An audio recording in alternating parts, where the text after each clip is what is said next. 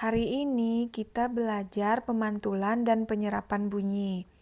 Sebelum belajar, jangan lupa berdoa terlebih dahulu ya, agar apa yang kita pelajari kali ini menjadi berkah.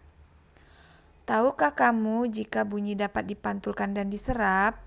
Jika bunyi mengenai benda yang permukaannya keras seperti batu, tembok, dan besi. Pemantulan bunyi dibedakan menjadi 3. Yang pertama, pemantulan yang memperkeras bunyi asli. Yang kedua, gema. Dan yang ketiga, gaung atau kerdam. Oke, kita bahas satu persatu ya. Yang pertama, pemantulan yang memperkeras bunyi asli.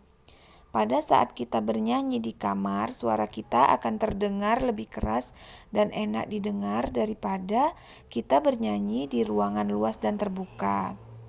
Suara musik di ruangan tertutup terdengar lebih keras daripada suara musik di ruangan terbuka.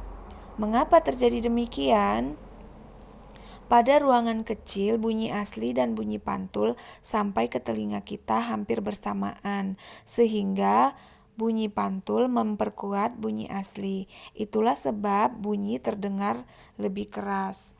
Sifat pemantulan bunyi sangat penting bagi beberapa hewan loh.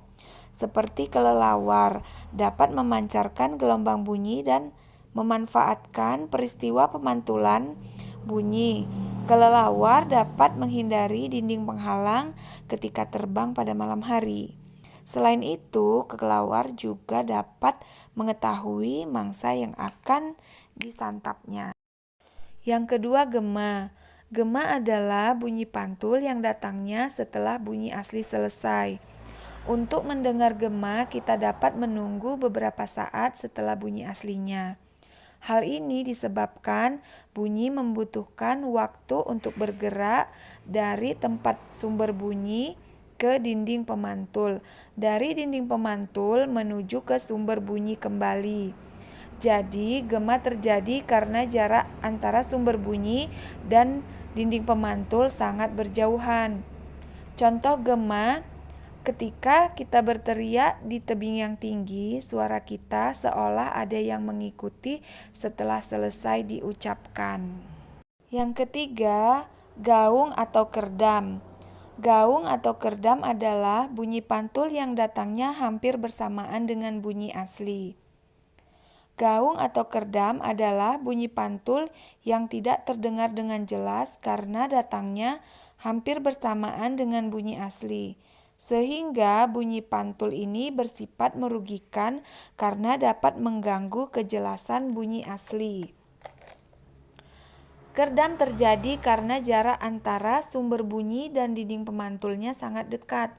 Contoh terjadinya kerdam adalah ketika kita sedang berbicara di sebuah ruangan pertemuan, ruang konser musik, atau gedung bioskop. Perbedaan gema dan gaung.